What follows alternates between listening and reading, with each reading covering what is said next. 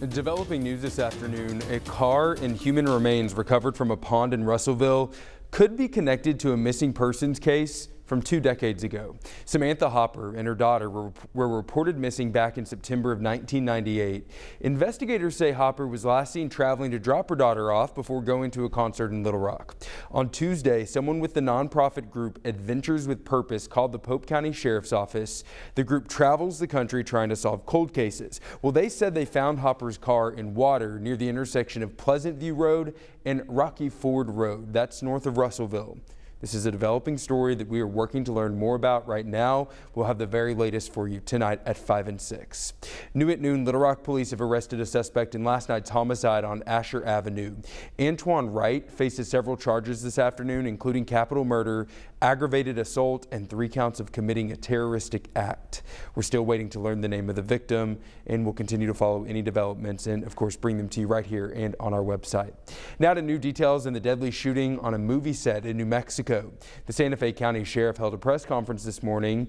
In that, he confirmed that investigators have the used shell casing from the bullet that was fired from the gun by actor Alec Baldwin. It accidentally killed cinematographer Elena Hutchins. Officials have also collected another 600 items of evidence. Those include 3 firearms and close to 500 rounds of ammunition. The FDA has taken the first step toward eventual approval of the Pfizer COVID vaccine for kids as young as 5 years old. Deborah Alfarone is at the White House with those details and what it could mean for parents when and if the drug is given final approval. Out of 18 voting members, 17 voted yes. An independent FDA advisory panel voted to authorize a lower dose of the Pfizer COVID vaccine for kids ages 5 to 11.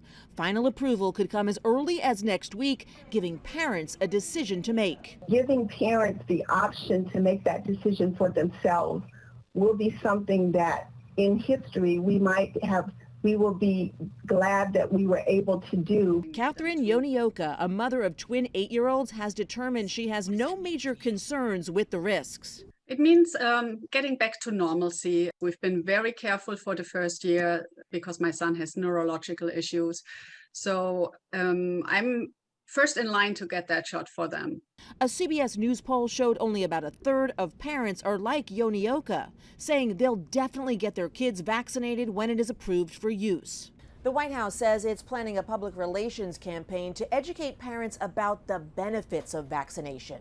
But even some on the FDA panel say they're worried about forcing the vaccine on all children. I'm just worried that if we say yes, that the states are going to mandate administration of this vaccine to children in order to go to school, and I do not agree with that. White House officials say they endorse vaccine mandates in schools. Requirements work, and we support states and school districts taking actions to ensure that everyone who's eligible get vaccinated. But again, those decisions should be made at the state and local level. The smaller kids' vaccine doses are already being shipped out in anticipation of final approval. Deborah Alfarone, CBS News, the White House. The White House says it's necessary to start shipping the packages even before there is final approval. That way they're ready to roll when and if government regulators sign off on the vaccine. They emphasize that the FDA and CDC will have to independently approve the drug, and those decisions will be based on science. And while we wait for the final word on the vaccine, Arkansas leaders are already preparing for possible distribution next week. During yesterday's weekly COVID update, state leaders spent time trying to calm any hesitancy from parents. There'll probably be some trepidation in accepting the vaccine right off the bat, but we expect these children to be vaccinated in a similar rate that they have been for adolescents. We need to go forward, make parents understand that this is a very safe vaccine and it's essential for the well-being of the children.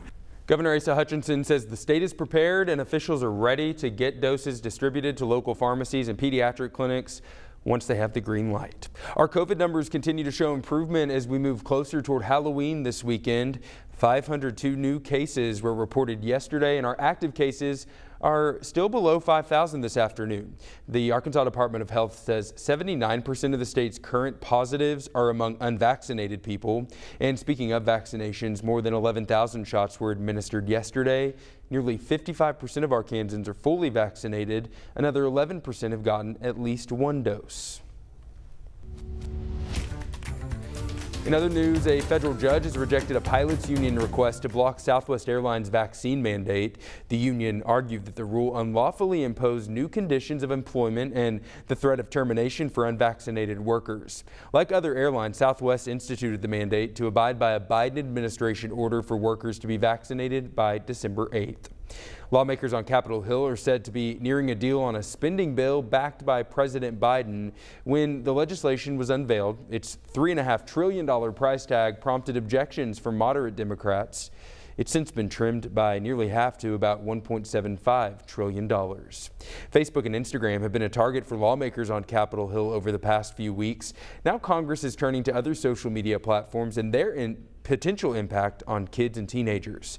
Senators pressured executives from Snapchat, TikTok, and YouTube at a hearing this week, warning them to do more to protect younger kids. Chris Van Cleve has more on the effort to keep kids safe online. Let's give some kisses. Neri Pena likes to keep her girls busy outside and off of social media. She limits apps like TikTok and YouTube to 1 hour a day and only with supervision after her 9-year-old was shown a video about how to get a boyfriend. I was like, hold up. No. I don't want you getting any ideas or thinking this is okay or have it affect you in any way. The problem is clear. Big tech preys on children and teens to make more money.